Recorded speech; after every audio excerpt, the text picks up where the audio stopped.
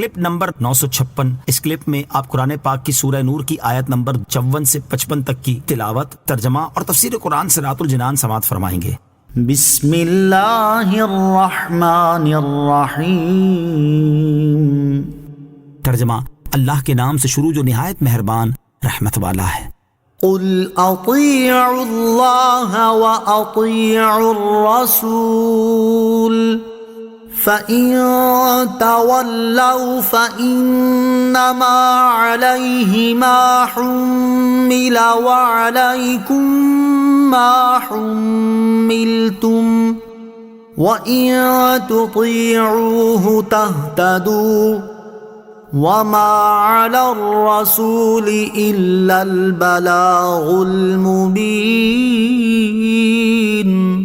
ترجمہ، تم فرماؤ اللہ کی اطاعت کرو اور رسول کی اطاعت کرو، پھر اگر تم منہ پھیرو تو رسول کے ذمے وہی تبلیغ ہے جس کی ذمہ داری کا بوجھ ان پر رکھا گیا ہے، اور تم پر وہ اطاعت لازم ہے جس کا بوجھ تم پر رکھا گیا ہے، اور اگر تم رسول کی فرما برداری کرو گے تو ہدایت پاؤ گے، اور رسول کے ذمے صرف صاف صاف تبلیغ کر دینا لازم ہے۔ قل، تم فرماؤ، یعنی اے حبیب صلی اللہ تعالی علیہ وآلہ وسلم، آپ ان قسمیں کھانے والوں سے فرما دیں کہ تم سچے دل اور سچی نیت سے اللہ تعالیٰ اور اس کے رسول صلی اللہ تعالیٰ علیہ وسلم کی اطاعت کرو۔ اگر تم اللہ تعالیٰ اور اس کے رسول علیہ الصلوۃ والسلام کی اطاعت و فرما برداری سے منہ پھیرو گے تو اس میں ان کا نہیں بلکہ تمہارا اپنا ہی نقصان ہے، کیونکہ رسول اکرم علیہ الصلوۃ والسلام کے ذمے صرف دین کی تبلیغ اور احکام الہی کا پہنچا دینا ہے، اور جب انہوں نے یہ ذمہ داری اچھی طرح نبھا دی ہے تو وہ اپنے فرض سے عہدہ برآں ہو چکے ہیں، اور تمہیں چونکہ رسول اللہ صلی اللہ تعالیٰ علیہ وسلم کی اطاعت و فرما برداری کا پابند کیا گیا ہے، لہٰذا تم پر یہ لازم ہے۔ اگر اس سے روح گردانی کرو گے تو اللہ تعالیٰ کے عذاب اور اس کی ناراضی کا تمہیں ہی سامنا کرنا پڑے گا،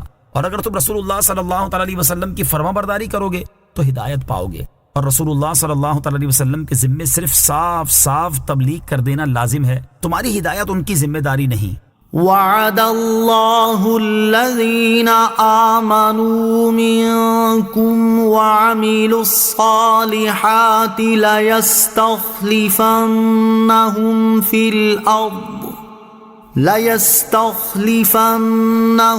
في الأرض كما استخلف الذين من قبلهم وَلَيُمَكِّنَنَّ لَهُمْ دِينَهُمُ الَّذِي ارْتَضَىٰ لَهُمْ وَلَيُبَدِّلَنَّهُم مِّن بَعْدِ خَوْفِهِمْ أَمْنًا يَعْبُدُونَنِي لَا يُشْرِكُونَ بِي شَيْئًا وَمَن كَفَرَ بَعْدَ ذَلِكَ فَأُولَٰئِكَ هُمُ الْفَاسِقُونَ۔ ترجمہ،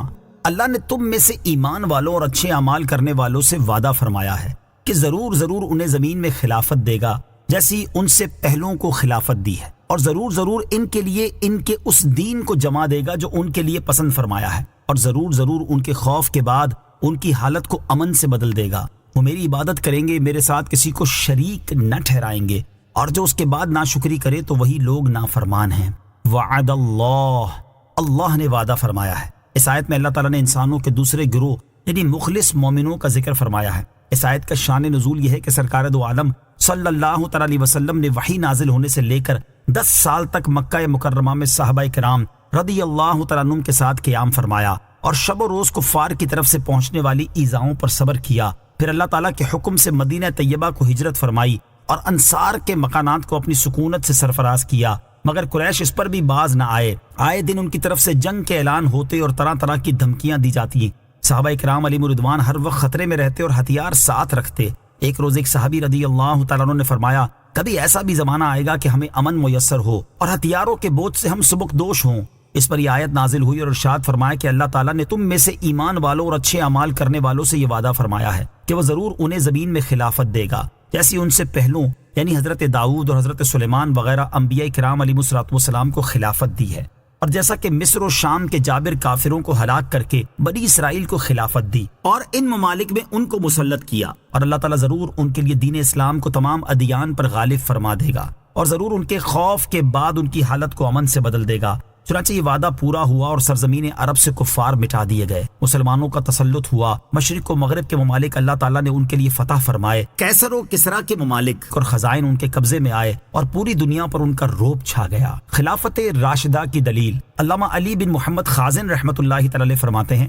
اس آیت میں حضرت ابوبکر صدیق رضی اللہ تعالیٰ عنہ اور آپ کے بعد ہونے والے خلفائے راشدین رضی اللہ تعالیٰ عنہ کی خلافت کی دلیل ہے، کیونکہ ان کے زمانے میں عظیم فتوحات ہوئیں اور کسرا وغیرہ بادشاہوں کے خزانے مسلمانوں کے قبضے میں آئے اور امن، قوت و شوکت اور دین کا غلبہ حاصل ہوا۔ ترمذی اور ابو داؤد کی حدیث میں ہے کہ تاجدار رسالت صلی اللہ تعالیٰ علیہ وسلم نے ارشاد فرمایا، خلافت میرے بعد 30 سال ہے، پھر ملک ہوگا۔ اس کی تفصیل یہ ہے کہ حضرت ابوبکر صدیق رضی اللہ تعالیٰ عنہ کی خلافت 2 برس 3 ماہ، حضرت عمر رضی اللہ تعالیٰ عنہ کی خلافت 10 سال 6 ماہ، حضرت عثمان غنی رضی اللہ تعالیٰ عنہ کی خلافت 12 سال اور حضرت علی المرتضیٰ کرم اللہ تعالیٰ وجہ الکریم کی خلافت 4 سال 9 ماہ اور حضرت امام حسن رضی اللہ تعالیٰ عنہ کی خلافت 6 ماہ ہوئی۔ ومن کفر بعد ذلک، اور جو اس کے بعد ناشکری کرے، یعنی جو اس وعدے کے بعد نعمت کی ناشکری کرے گا تو وہی فاسق ہیں، کیونکہ انہوں نے اہم ترین نعمت کی ناشکری کی اور اسے حقیر سمجھنے پر دلیر ہوئے۔ مفسرین فرماتے ہیں کہ اس نعمت کی سب سے پہلی جو ناشکری ہوئی وہ حضرت عثمان غنی رضی اللہ تعالیٰ عنہ کو شہید کرنا ہے۔ صلو علی الحبیب صلی اللہ تعالی علی محمد صلی اللہ تعالی علیہ وسلم۔ مجھے اپنی اور ساری دنیا کی لوگوں کی اصلاح کی کوشش کرنی ہے انشاءاللہ عز و جل۔